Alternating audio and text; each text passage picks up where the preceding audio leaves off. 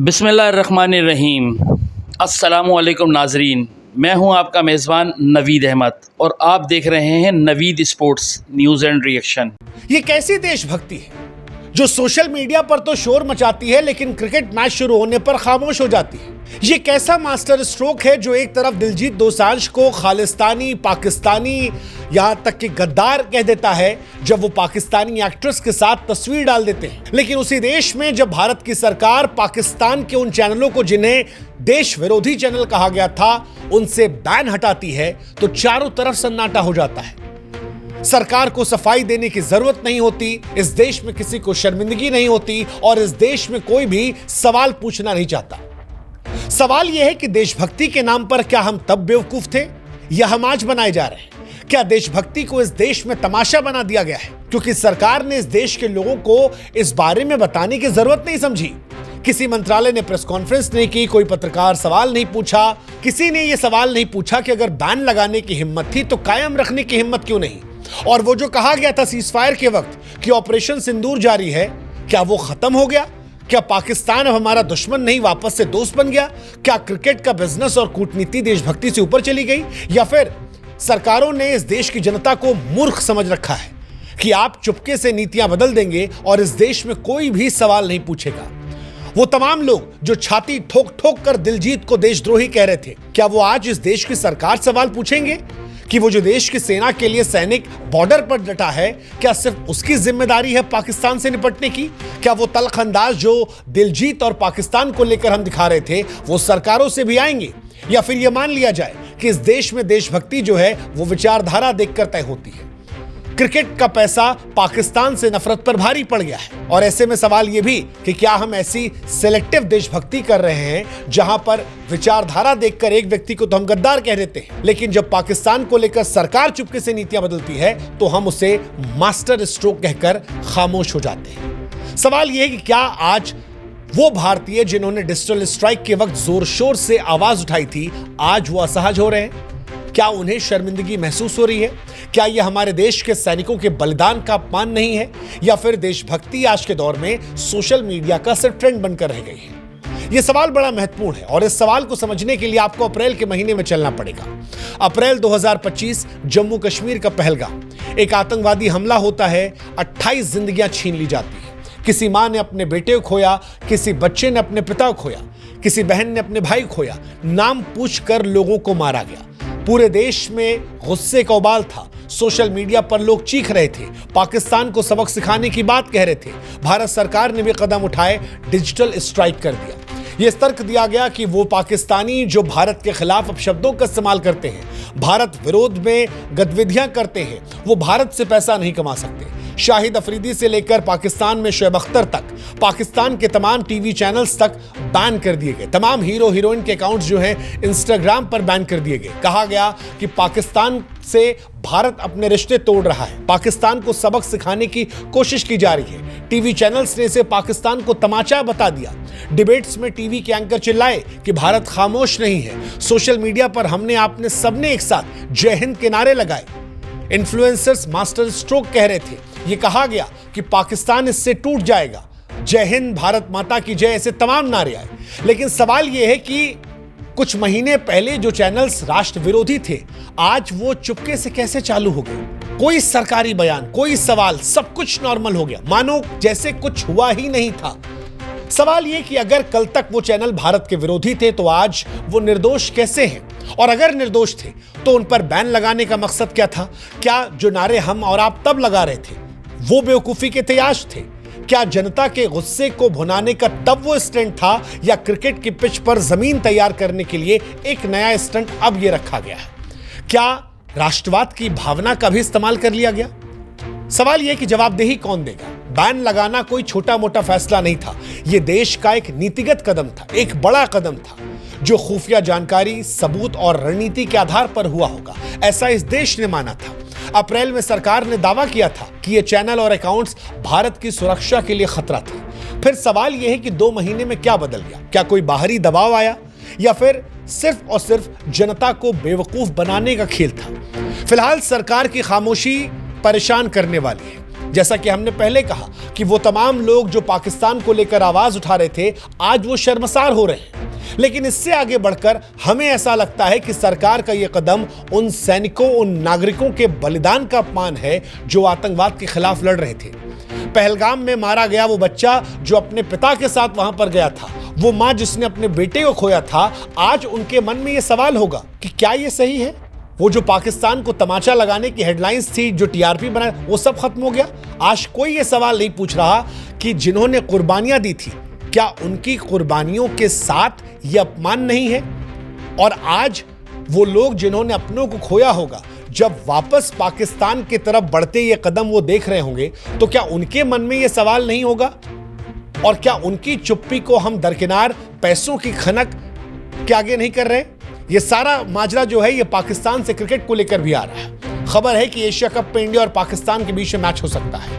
अब सवाल यह है कि अगर ये मैच होगा तो क्या क्रिकेट मैच के लिए राष्ट्रवाद की भावना को दबा दिया गया? क्या क्रिकेट का बिजनेस इतना बड़ा हो गया कि आज देश में सवाल पूछने की किसी की हिम्मत नहीं है? देशभक्ति पर क्या एशिया कप भारी पड़ गया? भारत और पाकिस्तान का मैच होने वाला है। कहा जा रहा है कि स्टेडियम में फिर से तिरंगा लहराएगा, फिर से क्रिकेट जो है वो भारत पाकिस्तान के रिश्तों को बेहतर करेगा। लेकिन सवाल यह है कि क्या 2 महीने में सारा गुस्सा क्रिकेट के आने वाले पैसों पर हमने निपटा दिया? ये बहुत बड़ा सवाल है। ये संयोग है या सोची समझी चाल? हम सब जानते हैं कि इंडिया में क्रिकेट केवल खेल नहीं है, जुनून है। लेकिन ये जुनून एक सच ये भी है कि अरबों के बिजनेस से बदल चुका है। एक भारत पाकिस्तान मैच से बीसीसीआई को सैकड़ों करोड़ों रुपए का मुनाफा होता है। विज्ञापन, स्पॉन्सरशिप, टीवी राइट्स। 2023 के वनडे वर्ल्ड कप में भारत पाकिस्तान मैच को 300 मिलियन प्लस लोगों ने देखा था। डिज्नी हॉटस्टार ने उस एक मैच से मिलियंस का ऐसा रिकॉर्ड बनाया था जिसको इतिहास में दर्ज किया गया। अब सवाल यही, क्या इसी बिजनेस के सामने देशभक्ति का नारा फीका पड़ गया? और यह सोचने वाली बात है कि अगर यहां पर हम और आप खामोश हैं तो फिर हम किस मुंह से दिलजीत दोसांझ को गालियां दे रहे थे? दिलजीत दोसांझ ने अपनी पिक्चर को भारत में रिलीज तक नहीं किया था। यह कहा था कि करोड़ों अरबों रुपए लगा दिए गए हैं, प्रोड्यूसर का फैसला है। इसके बावजूद सारे देश ने दिलजीत को हानिया आमिर के साथ फोटो को लेकर उसे देशद्रोही कहा। यह कहा कि उसके लिए पैसा कमाना देश से बड़ा है। देश के सैनिकों के अपमान की बात कही गई। लेकिन सरकार जब चुपके से पाकिस्तानी चैनल्स को अनब्लॉक करती है या क्रिकेट जैसे मंच पर प्लान करती है तो इस देश में लोग खामोश हो जाते हैं। क्या यह सेलेक्टिव देशभक्ति है या क्रिकेट का पैसा देशभक्ति से बड़ा हो गया है? यह सवाल बहुत महत्वपूर्ण है। और सवाल यह भी कि क्या यह नया राष्ट्रवाद है जो सेलेक्टिव राष्ट्रवाद है? क्या बैन हटाना एशिया कप के लिए मैदान तैयार करने की चाल है?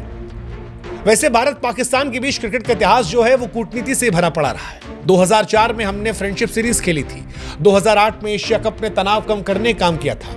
लेकिन उस दौर की कहानी अलग थी। इस बार जनहित भावनाओं के साथ क्या यह मामला खिलवाड़ नहीं है? क्योंकि जब सैनिक सीमा पर जान दे रहे हैं, जब इस देश में पहलगाम के 4 आतंकवादी अब तक पकड़े नहीं गए हैं, तब स्टेडियम में तिरंगा लहराकर पाकिस्तान से मैच खेलना क्या यह देश का अपमान नहीं है? यह सवाल बहुत महत्वपूर्ण है और इसीलिए बार बार यह सवाल हम पूछ रहे हैं कि क्या इस पैसे के चक्कर में हमने राष्ट्रवाद को चुनिंदा कर दिया है? क्या यह ट्रेंड खतरनाक है?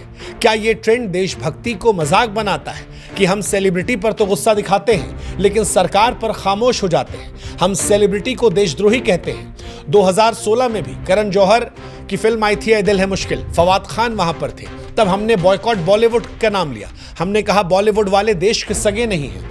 लेकिन उसी देश में जब सरकारें जो नीति निर्धारित करती हैं, जब वो बैन हटाती हैं या क्रिकेट के लिए रास्ता बनाती हैं, तो फिर वो आक्रोश, वो गुस्सा हमारा सरकारों पर क्यों नहीं आता? क्या ये दोहरा मापदंड नहीं है? सोशल मीडिया का दोहरापन नहीं है कि एक तरफ जब हम और आप जय हिंद और पाकिस्तान मुर्दाबाद के नारे लगा रहे थे, तो वहीं दूसरी तरफ अब वापस से भारत के लोग पाकिस्तानी ड्रामे देखेंगे, पाकिस्तानी सितारों के लिए ब्रांड डील्स की तैयारी करेंगे, क्योंकि जितना हम और आप उनको देखेंगे उतनी ब्रांड डील उनकी बढ़ेगी। हम दिलजीत को तो बॉयकॉट की बात करते हैं लेकिन क्रिकेट मैच का मजा लेना चाहते हैं। हम देशभक्ति की तो बात करते हैं लेकिन कुछ ही दिनों में शहीदों के सम्मान को भूल जाते हैं। और इसीलिए सवाल है, क्या राष्ट्रवाद अब केवल एक ब्रांड बन गया है? न्यूज चैनल्स ने डिजिटल स्ट्राइक की हेडलाइन से खूब टीआरपी बटोरी थी। हमने भी खूब सारे सवाल उठाए थे। तमाम लोगों ने जय हिंद वाली रील से लाखों लाइक्स कमाए थे। लेकिन अब ऐसा लगता है कि वो सिर्फ लोगों को भ्रम करने के लिए था, क्योंकि जवाबदेही इसको लेकर अगर सरकार की नहीं है तो फिर ये लोगों की भावनाओं के साथ मजाक है।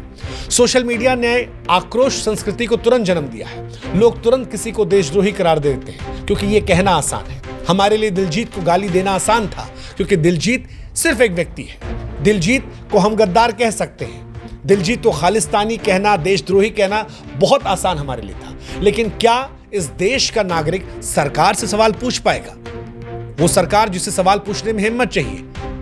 और यही सारे सवाल उठते हैं कि क्या देशभक्ति में भी हम विचारधारा देखने लगे हैं कि किस विचारधारा को टारगेट करना है और किस विचारधारा को छोड़ देना है। ये भीड़ की मानसिकता फिलहाल ऐसा लगता है समाज को बांटती है, असल मुद्दों से ध्यान हटकाती है।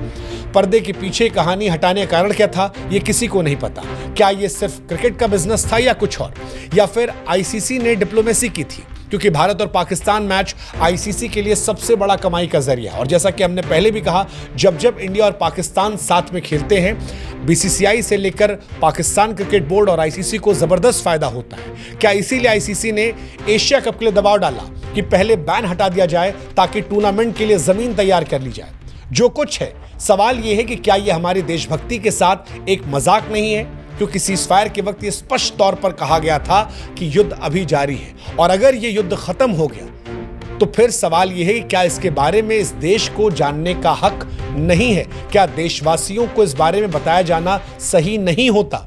सरकार की चुप्पी इन सवालों को और गहरा कर रही है। सवाल फिर हम वही कह रहे हैं कि अगर ये बैन हटाना एक कूटनीतिक कदम था तो फिर सरकार को जनता को बताने में दिक्कत क्या थी? और अगर ये क्रिकेट के बिजनेस के लिए किया गया तो क्या ये सैनिकों के बलिदान का अपमान नहीं है? सैनिकों का बलिदान और जनता की भावनाएं क्या अब महज मजाक बनकर नहीं रह गई हैं? पहलगाम में मारे गए 26 लोगों में वो तमाम लोग जिन्होंने अपने बेटों को खोया होगा, आज वो सवाल पूछ रहे होंगे कि जिन चैनलों को आतंकवाद का समर्थन करने का आरोप था वो क्यों चालू है? क्या देश की रक्षा करना सिर्फ सैनिकों का काम है? वो जो सेलिब्रिटीज कह देते हैं अक्सर सोशल मीडिया पर कि देखिए जी, दोनों आर्मीज के बीच का युद्ध है, लोगों का युद्ध नहीं है, क्या वो सच कहते हैं? क्योंकि इस देश के आम लोग, इस देश की सरकारें समय के साथ बदल जाती हैं। जी नाजरीन, आपको इंडियन मीडिया का रिएक्शन कैसा लगा कमेंट्स में बताइएगा। हमारे चैनल को लाइक करें, सब्सक्राइब करें। इंशाअल्लाह ताला मिलते हैं एक नई आने वाली वीडियो के साथ। तब तक के लिए अल्लाह हाफ़िज़।